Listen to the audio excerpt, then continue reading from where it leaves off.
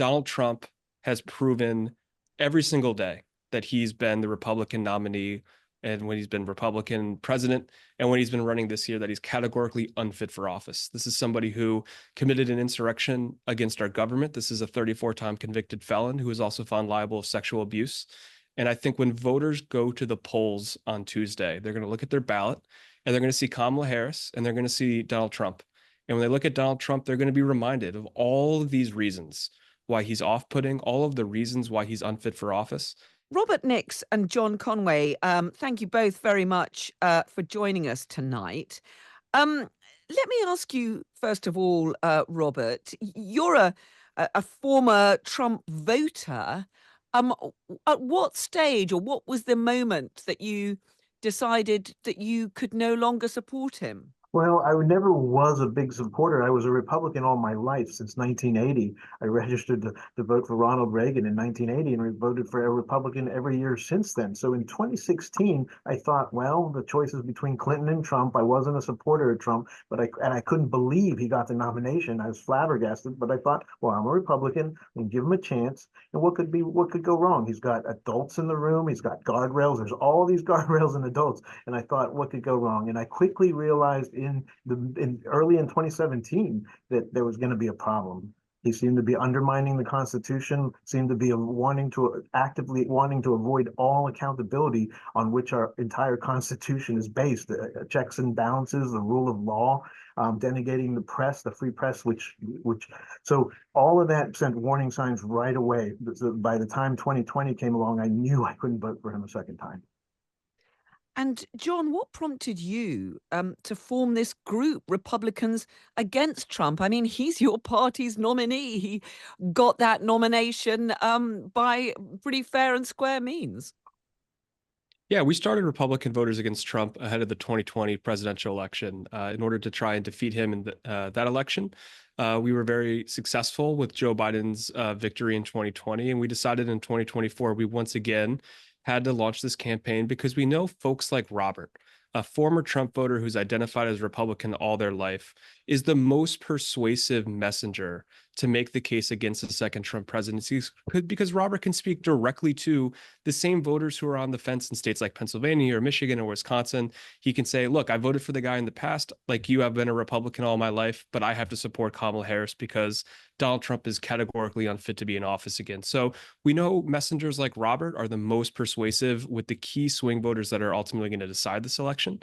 And, you know, we've been incredibly successful at finding hundreds of folks, not only Robert, but across the country, in all 50 states. We've found volunteers to tell their stories, to speak up, even though they're Republicans. Robert, are you not, as somebody who describes yourself as a lifelong Republican supporter and voter, are you not concerned at some of Kamala Harris's policies, her platform, her program for government? Well, I do, but I think we're beyond worrying about individual issues. I paraphrase Liz Cheney when she said we can get by with bad policy, we can survive it, but we can't survive the trampling of our Constitution and the undermining of our form of government. And I think that sort of transcends any issues like abortion or Israel or inflation or things like that. We can get by. We can, even if I don't agree with her, even if I had to hold my nose like I did in 2020 to vote for Biden, and we're still. It is bigger. It is a much bigger danger that we're facing than any issue that I may or may not agree with in a Harris administration.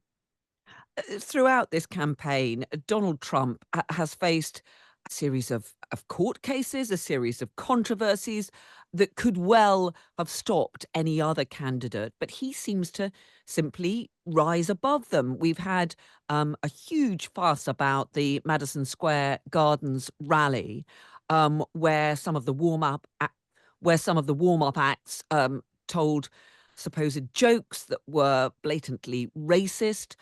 But Donald Trump has said, well, I don't know anything about that. And it doesn't seem to have damaged his standing, even with Latino voters. Well, I'm here in Pennsylvania, and there's a huge Puerto Rican population here. I was involved with Hispanic outreach for the Republican Party 20 years ago. I worked with Bush Cheney on Hispanic outreach, and with Senator Santorum and Arlen Specter, and I worked with the Republican State Committee. The party has changed so much since then that here I am now, and I'm not the one that changed, and I'm one of the faces of Republican voters against Trump. But I would say that I am sensing a lot of anger. Well, maybe not of people that have already decided, but there's plenty of Latino vote in Pennsylvania that would never have voted, wouldn't have voted in this election at all, and now they're angered, so that maybe people weren't planning to vote are now going to vote against Trump because of anger of that. So that might be something. And in a state like Pennsylvania where it's this close, and that difference of tens of thousands could make a big difference. So just to be clear, John Conway, you're saying that those remarks about Puerto Ricans, you think that could have an effect on some of those key voters in one of the key swing states? Yeah, I think Robert's analysis is exactly right. In a state like Pennsylvania, we know it's going to be decided by tens of thousands of votes. And the closing message from the Trump campaign is reminding voters what they dislike about Trump, which is that Trump is hateful. Trump brings people into the party who want to cause division, who don't respect all Americans.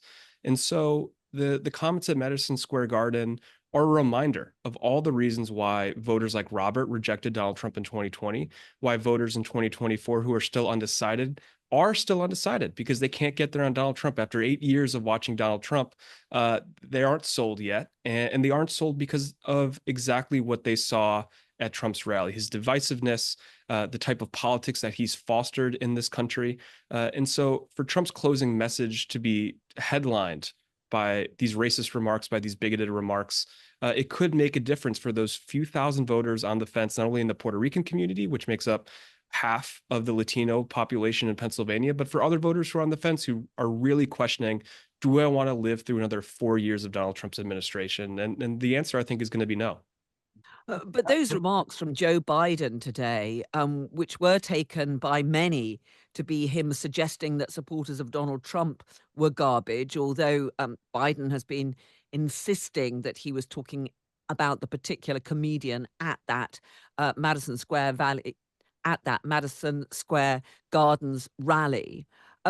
Aren't you worried that Joe Biden's comments there have meant that it's the Democrats who are likely to be damaged by this episode? No, I don't think so. I think Joe Biden made the honorable decision to not run for the nomination this year. And I think voters have Kamala Harris and Donald Trump at the top of their heads right now. And the comments made by Joe Biden, which I do believe were taken out of context. I do believe he was referring directly to the comments that comedian Tony Hinchcliffe made. Regardless, voters are going to go into the voting booth on Tuesday, and they're going to make a choice between Kamala Harris and Donald Trump, not Joe Biden. The race looks very close indeed, although Kamala Harris has a slight lead in the overall vote share. It doesn't look as though she's got a comfortable enough lead in those key swing states to be anything like confident of victory. Robert, are you concerned about what could happen if there is a very tight result? If, for example, it's so close that Republicans, that Donald Trump refuses to accept the result?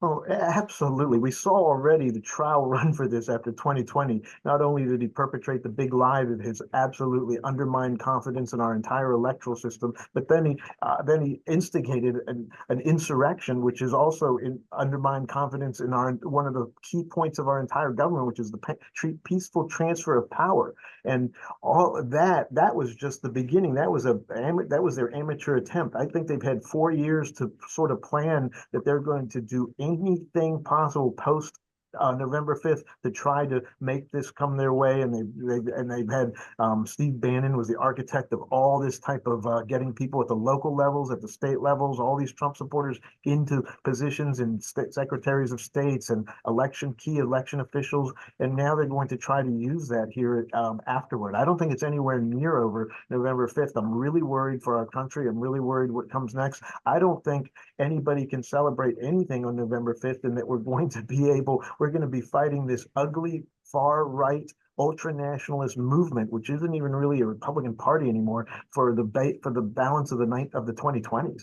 I'm really concerned about that.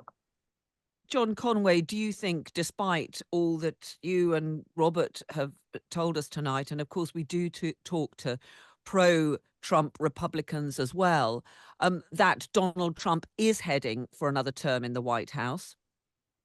No, I don't. I think there are millions of Republicans across the country, folks like Robert, folks beyond Robert who voted for Donald Trump in 2020, who saw the consequences of his election lies, who are going to vote for Kamala Harris because they're going to put country over party this year. I think Donald Trump has proven every single day that he's been the Republican nominee, and when he's been Republican president, and when he's been running this year, that he's categorically unfit for office. This is somebody who committed an insurrection against our government. This is a 34-time convicted felon who is also found liable of sexual abuse. And I think when voters go to the polls on Tuesday, they're going to look at their ballot and they're going to see Kamala Harris and they're going to see Donald Trump.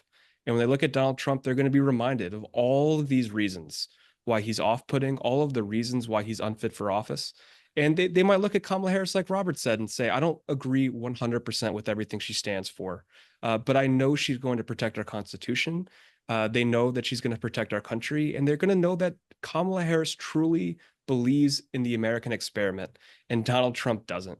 And I think ultimately those late-breaking undecideds who walk into the voting booth, still not sure who they're going to vote for, are going to circle in Kamala Harris's name this November. John Conway and Robert Nix, thank you both very much indeed.